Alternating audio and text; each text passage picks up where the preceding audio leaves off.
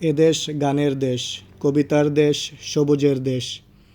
বাংলার নিসর্গ ছবি, গাছের ফুল, শ্যামল প্রকৃতি, ফসলের মাঠ, পাখির কলকাকলি, রাখালের সুরধ্বনি, নদীর কলতান, মেঠোপথ প্রভৃতি মানুষকে মুগ্ধ করে, কবির মনে দোলা দেয়।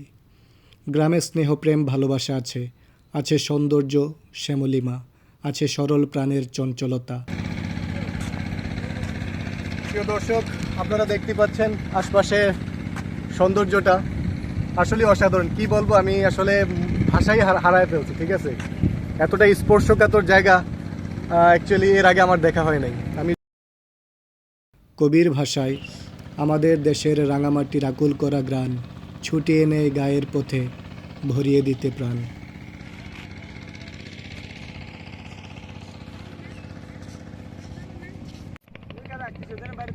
প্রিয় দর্শক, আমরা লক্ষ্মীপুরের প্রত্যন্ত অঞ্চলে ছুটে চলেছি সাধারণ মানুষের জীবনযাত্রার চিত্র দেখার জন্য।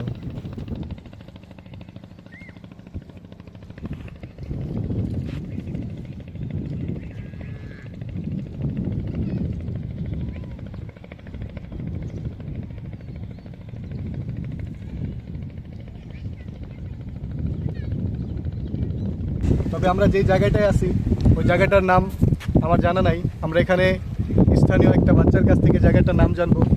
এই জায়গাটার নাম কি বাবা, বলতে পারবা? লতরঘাট। হ্যাঁ হ্যাঁ, লতরঘাট। লতরঘাট। আচ্ছা আচ্ছা, আমরা আছি লক্ষ্মীপুরের লতরঘাটে। জায়গাটা অসম্ভব সুন্দর। তো আমরা এখন চলে যাব ওই জায়গায় মামার কাছ থেকে এখানকার একটু যাবতীয় তথ্য জানার চেষ্টা করব। এখানকার মানুষের পেশা কি যদি একটু বলতেন? পেশা কেউ হালিয়াডি করে, আর কেউ জাল বায়, কেউ পাতা কাটে, কেউ নৌকা মালামত দেয়, তারপরে কেউ রাস্তা বাঁধে, কেউ মাটি কাটে, কেউ গাছ কাটে, কেউ তাল ফরে, কেউ বেল ফরে, কেউ নৌকা বায়। কি কাজ করেন?